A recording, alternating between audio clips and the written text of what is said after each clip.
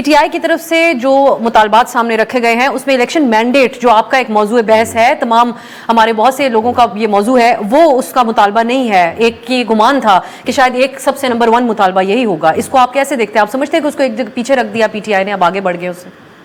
دیکھیے، میں اب سا جو مذاکرات جو چل رہے ہیں ان کو 2 زاویوں سے دیکھتا ہوں. پہلا تو یہ کہ یہ پچھلے 3-4 سال سے اور تقریباً 1 دہائی سے ہم جتنا اس پولیٹیکل کرائسس میں پھنسے ہوئے ہیں اس کی جو بڑی قیمت ہے وہ پاکستان کے لوگ ادا کر رہے ہیں.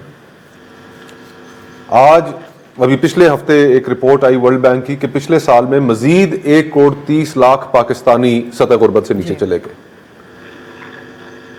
جو آپ فگرز اٹھا کر دیکھیں بد سے بدترین ہوتی جا رہی ہیں. آؤٹ آف سکول چلڈرن کی اٹھا کر دیکھ لیں، 2,80,00,000 بچہ اس ملک میں سکول سے باہر ہے. لوگ اپنے بجلی کے بل نہیں دے پا رہے، اپنے کچن کا خرچہ نہیں چلا پا رہے. ایک تباہ کن قسم کی انفلیشن رہی ہے اس ملک میں.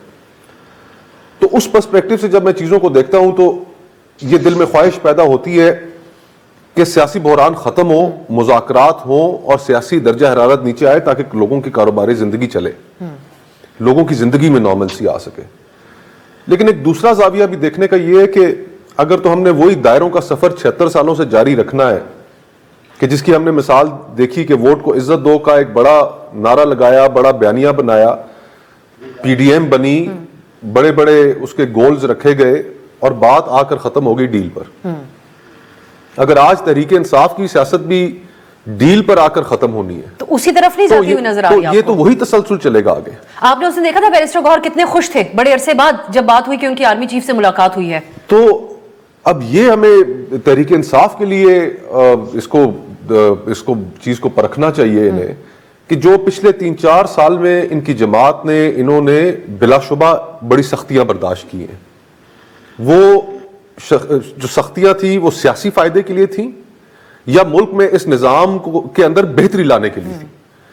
تو اگر تو یہ ڈیل کرتے ہیں جس کے اندر جمہوریت کو کوئی فائدہ نہیں ہوتا، وہ دائروں کا سفر نہیں ٹوٹتا بلکہ اس کا تسلسل یقینی بناتے ہیں، تو پھر تو میرا خیال ہے ان کی اپنی سیاست کو بھی نقصان پہنچے گا، پاکستان کو بھی نقصان پہنچے گا. اور ہم جو اکثریت ہے پاکستانیوں کی جو چاہتے ہیں کہ اس ملک کے اندر عوام کی رائے کو اہمیت ملے، وہ سب بھی مایوس ہوں گے پی ٹی آئی کی سیاست.